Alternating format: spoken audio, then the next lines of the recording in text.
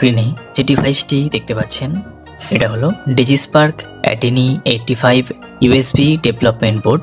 এটাকে ব্যবহার করে বিভিন্ন প্রজেক্ট বানানো হয়, যেমন কি ইলেকট্রনিক্সের প্রজেক্ট, বিভিন্ন আইওটি প্রজেক্ট, রোবোটিক্সে গেম কন্ট্রোলার বানাতে এবং আরও অনেক কাজে এটাকে ব্যবহার করা হয়। তবে এটাকে যে কাজে সবচেয়ে বেশি ব্যবহার করা হয় সেটা হচ্ছে এইচআইডি ডিভাইস হিসাবে।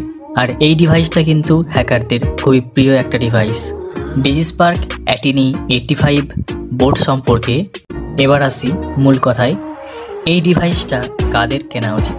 দেখুন, এমনিতে এই ডিভাইসের মার্কেট প্রাইস অনেক বেশি হাই, তবে হ্যাঁ, এমন একটা ওয়েবসাইট রয়েছে যেখান থেকে আপনারা এই ডিভাইসটা অনেক কম দামে কিনতে পারবেন, অ্যাবাউট 200 থেকে 250 টাকায়, যেখান থেকে আমি কিনেছি। ওকে, সেটা আমি ভিডিও শেষে বলে দেবো।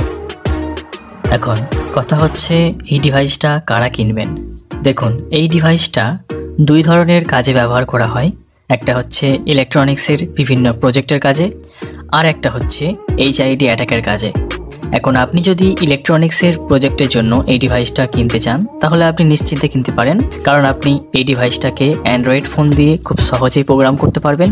একই রকমভাবে আপনি ডেস্কটপ বা ল্যাপটপ দিয়েও কিন্তু অর্ডিনো আইডিই সফটওয়্যারের মাধ্যমে এটাকে খুব সহজেই প্রোগ্রাম করতে পারবেন। ওকে, কিন্তু আপনি যদি ডিজিস্পার্ক অ্যাটিনি 85 এই ডিভাইসটিকে এইচআইডি অ্যাটাকের জন্য ব্যবহার করতে চান তাহলে আপনার কাছে অবশ্যই একটা ডেস্কটপ বা ল্যাপটপ থাকতে হবে।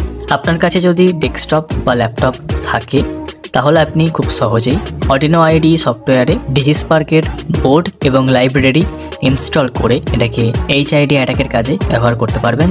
তবে একটা কথা মাথায় রাখবেন, যদি কোনোভাবে এই ডিজিস্পার্ক অ্যাটিনি 85 বোর্ডের বুট লোডারে সমস্যা হয় কিংবা বুট লোডারটা ব্রেক হয়ে যায়, তখন কিন্তু নতুন করে বুট লোডারটাকে বার্ন করতে হয়। আর এটা করার জন্য কিন্তু আপনার একটা অর্ডিনো বোর্ডের দরকার হবে। সেটা হতে পারে অর্ডিনো উনো কিংবা ন্যানো কিংবা প্রো মাইক্রো, মেঘা, এই ধরনের বোর্ডের কিন্তু প্রয়োজন হবেই। যদি আপনার কাছে বা আপনার ফ্রেন্ডের কাছে এই ধরনের অর্ডিনো বোর্ড থেকে থাকে তাহলে আপনি নিশ্চিন্তে এই অ্যাটিনি 85 বোর্ডটাকে কিনতে পারেন।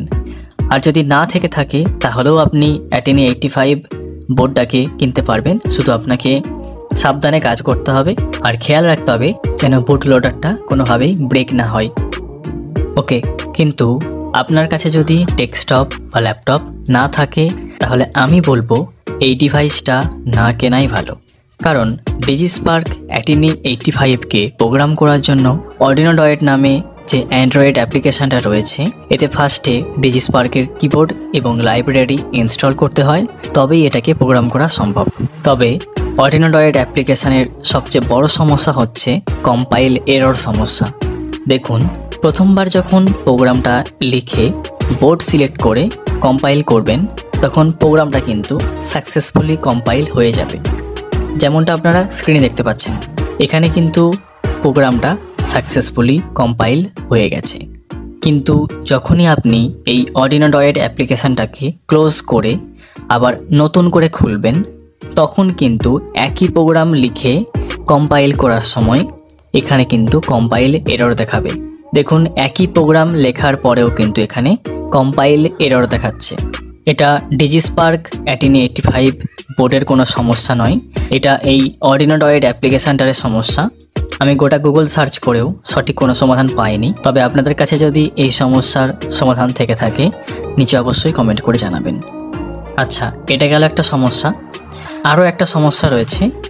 আপনি যখন এখানে কোনো এইচআইডি প্রোগ্রাম লিখে কম্পাইল করবেন, এখন ধরে নিন প্রোগ্রামটা সাকসেসফুলি কম্পাইল হয়ে গেছে, কোনো রকম কোনো এরর আসেনি। এবার আপনি কি করলেন, এই কোডটাকে অ্যাটিনি 85 বোর্ডে আপলোড করলেন। এবার যখনই আপনি অ্যাটিনি 85 বোর্ডটাকে কোনো ডিভাইসে প্লাগ করবেন এটা কিন্তু আপনার লেখা কোড অনুযায়ী এইচআইডি অ্যাটাক করবে না, ভুলভাল এইচআইডি অ্যাটাক করবে। এটাও কিন্তু অ্যাটিনি 85 বোর্ডের কোনো সমস্যা নয়, এটা অর্ডিনো ডয়েট অ্যাপ্লিকেশানটারই সমস্যা। মোদ্দা কথা হচ্ছে অ্যান্ড্রয়েডে এমন কোনো আইডি নেই যার মাধ্যমে আপনি কোনোরকম এরর বা কোনোরকম সমস্যা ছাড়া এই অ্যাটিনি 85 ডিভাইসটিকে প্রোগ্রাম করতে পারবেন। ওকে, আশা করি আপনাদেরকে বোঝাতে পারলাম কাদের এই বোর্ডটা কেনা উচিত এবং কাদের না কেনাই ভালো। ওকে, এবার বলি, এত কিছু শোনার পরেও যদি আপনারা এই ডিভাইসটি কিনতে চান তাহলে এই হচ্ছে সেই ওয়েবসাইট যার নাম হচ্ছে robu.in। এখান থেকে আপনারা অনেক কম দামে এই ডিভাইসটি কিনতে পারবেন। এখানে দেখুন দাম লেখা রয়েছে 227 টাকা, আর এক্সট্রা শিপিং চার্জ ধরে মোটামুটি 250 থেকে 300 টাকার মধ্যে এই ডিভাইসটি পেয়ে যাবেন। ডেসক্রিপশন বক্সে ওয়েবসাইটটার লিঙ্ক দেওয়া আছে, ক্লিক করে চেক করে নেবেন।